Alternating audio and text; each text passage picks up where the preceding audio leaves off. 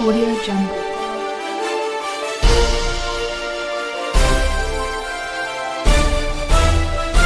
Audio Jungle.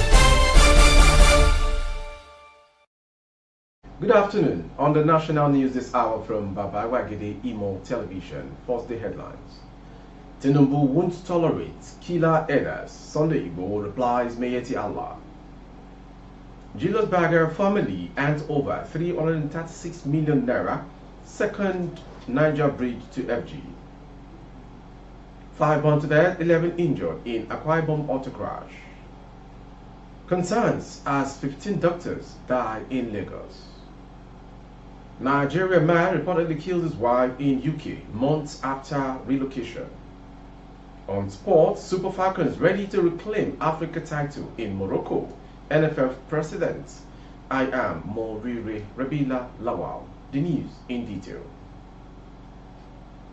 Yoruba Nation activist Sunday Adeyemo, popularly known as Sunday Igbo, said on Sunday that President Bola Tinubu would not allow lawlessness that led to endless killing farmers under the immediate past administration of former President Muhammadu Buhari. Igbo cautioned others against the threat of further attacks on farmers in the southwest.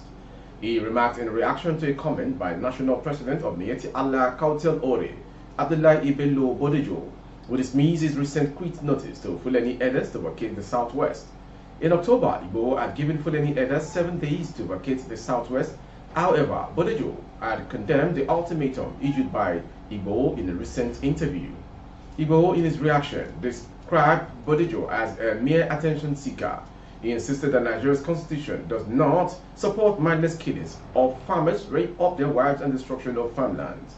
In a statement signed by Igbo, some alleged killer Fulani herders must be stopped from reigniting tension and an atmosphere of insecurity in any part of Nigeria, most especially in the agrarian communities and settlements in Yoruba land by the security agencies. It is imperative for the Mayeti Allah group to be cautious of the fact that the act of lawlessness permitted under former President Muhammadu Buhari will not hold sway under the immediate incumbent President Bola Tinubu. I will do them a lot of good to perish the threat of unprovoked attacks on farmers, particularly in the southwest, where we have lost many innocent farmers. Relevant security agencies and the people will not allow them to further compound the woes of the common man. Construction giant and contractor of the second Niger bridge, Julius Berger, has officially handed over the second Niger bridge to the federal government. The 1.6 kilometers long bridge links Anambra and Delta State and was estimated at 336 billion naira. Initially, the project was launched on May 23, 2023, during the eve of former President Muhammadu Buhari's tenure. However, there were ancillary roads and other construction works that needed to be done after the inauguration. In a short ceremony held at the toll area of the bridge, Minister of Works Dave Umahi expressed approval of the project. He verified that repairs on the vandalized sections were successfully executed by the contractor. He pointed out that the bridge is open to concession for any private company prepared to finish all associated roads, handle toll collection, and recover their investment. He also suggested that plans are in progress to alleviate tariff and traffic at both the old and new bridges during the upcoming festive season. 5 persons have been confirmed dead and 11 others injured in a fatal auto crash that occurred on Saturday along the Calabar-Itu Highway in Cross River State. The accident, which occurred at about 3 p.m., was between a Nissan Caravan with registration number GWB532XY and a Mack truck with no registration number. This was according to a statement issued by Sector Commander of the Federal Road Safety Corps, Akwa Ibom Command, Mr. Matthew Olo Nishaye, on Sunday. The statement, signed by the Public Enlightenment Officer of the Command, Mr. Paul James, attributed the cause of the accident to speeding, adding that the accident could have been avoided if the motorists had adhered to safety regulations. The Medical Guild has raised concerns over the disturbing death of their colleagues in Lagos State recently. Speaking during a press conference in Lagos on Sunday, the chairman of the Guild, Dr. Saeed Ahmed, observed that at least 15 doctors have died in the state in the last 6 months. Information reported that Ahmed disclosed these while speaking on the Guild's forthcoming annual general meeting and specific scientific conference. In his address, he appealed to the Lagos State government to prioritize the health and lives of healthcare of workers. Ahmed observed that the guild had faced significant difficulties in the recent years, primarily due to the persistent comorbidities that were worsened by the loss of manpower and the resulting excessive workload on service point members. He said the guild had also experienced the unfortunate loss of several of its members. This was to be followed by end-to-end demises of some additional colleagues, sometimes multiple over a year, Ahmed said.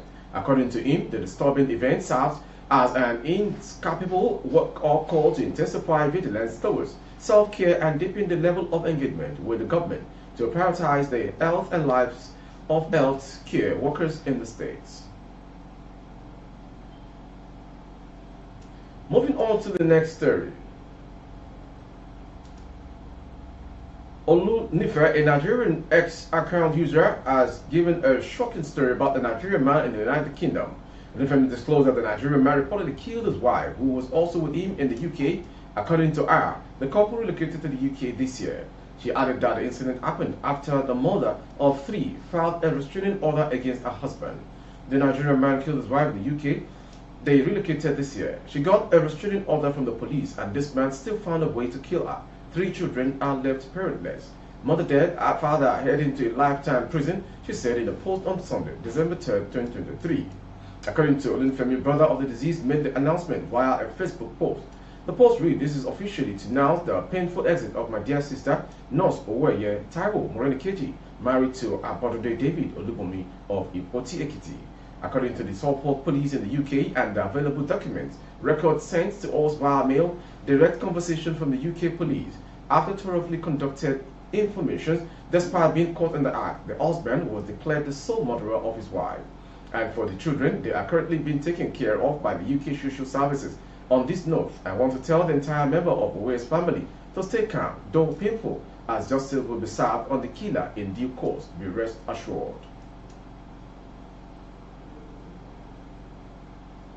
Moving on to Oyo State, residents of Owomosho in Oyo State have called on both the federal government and state to dualize the major trunk road in the city. The resident who spoke at the weekend noted that this was necessary to avoid incessant road accidents on the road.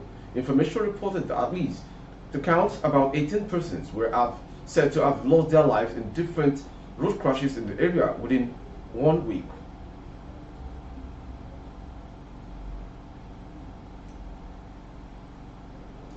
A 19-year-old student, Isaac Odunayo, has been remanded in prison in Ilorin, Kwara State for allegedly making an act with a girl.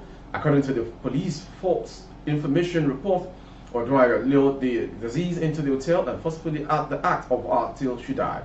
45 minutes after they arrived at the hotel, Odunayo was trying to run away but was apprehended by the hotel's manager, who called him to pay for the lodging. The FIR says. Thereafter, the manager followed Odunayo into the room, where they discovered that the girl was lying unconscious in the pool of her blood. Odunayo, during police interrogation, confessed that he had sex with the girl, which resulted in her bleeding to death. That as an internet fraudster, Magistrate Mohammed Desuki, who presided over the matter, after considering the submission of the prosecutor, Abdullah Isani, ordered the remand of the suspect and adjourned the case to December 12, 2023.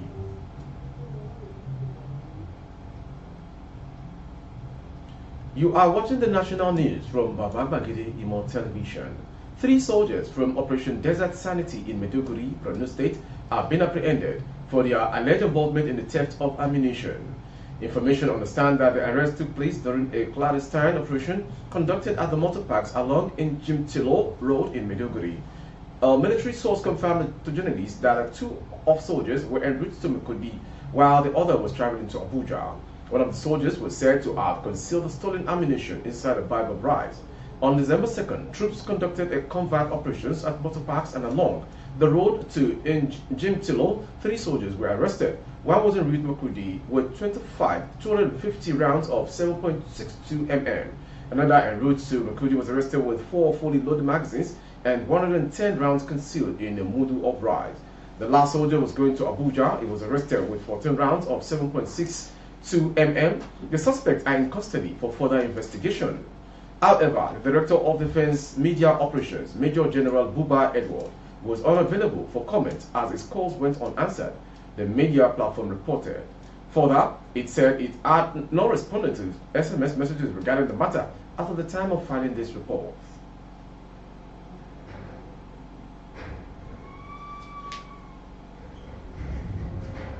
An angry mob has set ablaze an unidentified suspected killer of a police constabulary and a complainant at Eura community, Ugeli North local government area, Delta State, while on a mission to recover a stolen vehicle. The deceased constable, policeman, late Solomon Ugeri, allegedly attached to the JWC section of the Nigerian police at the Ogeli Area Command, was detailed among other officers to recover a suspected stolen vehicle parked at the premises of Living Faith Church, aka Winners Chapel, located at Ewerem Community. A security source from Delta State Police Command disclosed that the deceased complainant, identified as Mr. Lucky Aki, a senior member of the church, was sent by church authority to go and incident case of the suspected stolen car parked at the church premises at the Ogeli Area Command. After registering the incident, some police officers were detailed to retrieve the car from the church premises, but on getting to the scene, they saw the suspect, whose identity could not be ascertained, standing by the police. The suspect, on sighting the security agent, took to his heel and was chased to a nearby bush where he was caught, and while he was struggling with the police, he stabbed up Mr. Solomon Ugeri and the complainant, Mr. Lucky Aki, that held him. While Solomon Ugeri died before getting to the hospital, Mr. Lucky died after arriving at the Ogeli Central Hospital due to the degree of injury sustained. Both victims have been deposited at the morgue, the source disclosed. Another source alleged that after killing the two police men and the individual, the suspect who fled into the bush was later apprehended by angry mob that laid siege around the community.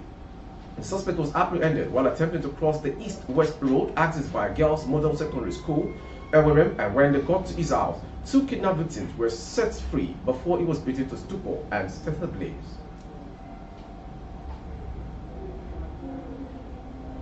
A tanker exploded this morning in the Ojota area of Lagos State. Information led that the explosion occurred at the inward K2, and videos of the incident, which emerged online, captured some commuters running for safety. At the time of this report, the cause of the explosion is still sketchy.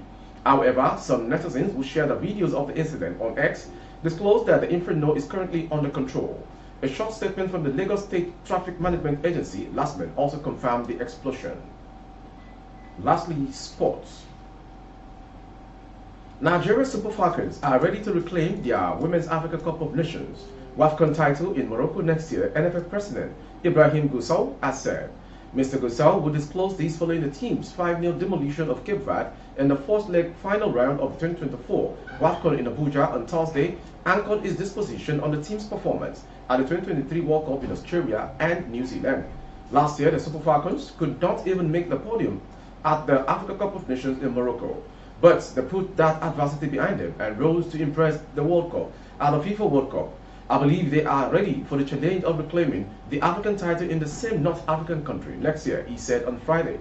The president, who lauded the team's performances in their last two matches, expressed optimism that they will qualify for the WAFCON next year, as they will finish the job in Cape Verde when they travel for the return leg on Wednesday.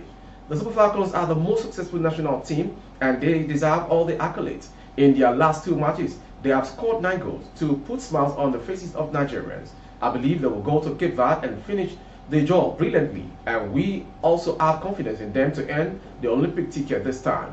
After our country missed the last 3 women's Olympic football tournament, both teams will clash in the second leg in Praia, capital of Cape Verde, on Tuesday, 5th December. Meanwhile, the Super Falcons had their first training on Sunday at the Estadio Nacional Cape Verde. With the sports story, we've come to the end of today's national news. Before we go, some headlines. Tinubu won't tolerate killer errors. Sunday Igbo replies, May Yeti Allah. Julius Berger formally hands over 336 billion naira second Niger bridge to federal government. 5 burned dead, 11 injured in Akwa Ibom auto crash. Concerns as 15th doctor dies in Lagos. Nigerian man reportedly killed his wife in UK months after relocation.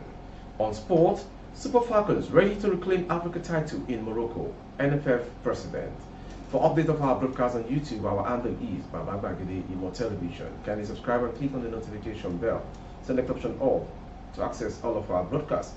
On Facebook, Bagede Imo with Alawiye Adibayo. Please like and follow the page. For other placement of recruiting services, coverage of events and functions, please dial the phone number streaming on your screen. Thank you for watching. I am Maiduguri New State. Audio Jungle.